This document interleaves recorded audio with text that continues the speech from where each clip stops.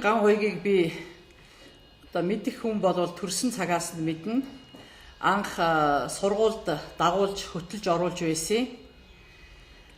23 дугаар сургуулийг орос хэл дээр сургалттай байх үеийн одоо тэр Монголын топ сургуульд сурч төгссөн ийм хүүхэд байгаамаа.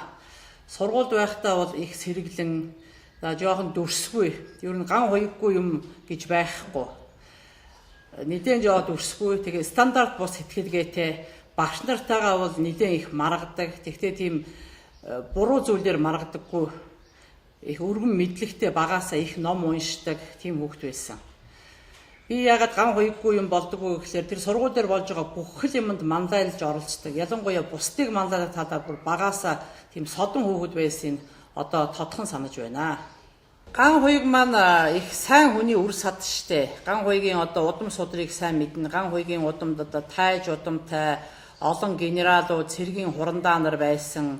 Тэгээд ээжийнхээ татаач, аавынхаа татаас их удам сайтай ийм залуу байгаа штэ. Тэгээд ялангуяа аав нь бол их багаас нь их хэрсүү болгосон, их ухаалаг байх. Тэгээд бизнесийн ухаан их багтан зааж өгсөн ийм хүүхэд юм байгаа. Тийм учраас ааваасаа өнчин хоцорсныхаа дараа одоо ээж дүүнээрээ их өргөж тэтгэж байсан. За тэгээд зогсохгүй өнөөдөр одоо ингээд энэ Монголын энэ том банкыг байгуулж чадсан. Тэгээд баруун Европод сургууль төгссөн болоод тэр ер нь бизнесийн ухаан асар их өндөртэй. Ган хоёг анханасаа одоо сайн эцэг эхийн буйнд өнөөдөр их топ боловсрол сургуульд орсон цагаас л ирсэн. 23 дугаар сургууль чинь тухайн үеийн одоо бас ингээд хамгийн топ сургуулиуд нэг байсан. Дараа нь ган хоёг маань баруун Европт одоо том их сургууль төгссөн.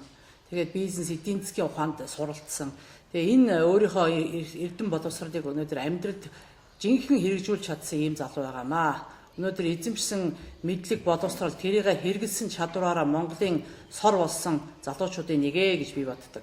Өнөөдөр хийж бүтээж байгаа зүйлийг харахад бол ган хоёг бол цаашдаа өнөөдөр Монгол улсын хөгжилд бол үнэтэй хувь нэмэр оруулах ийм өндөр потенциалтай залуу байгаамаа. За, сургууль төгсөж байгаад нь баяр хүргэе та хоёрын зүгээс. За, Сүхбаатар дүүрэгт өнөөдөр ардын намаас сонгуульд нэр дэвшиж өрсөлдөж байна. Тэгээд би бол энэ өөрийнхөө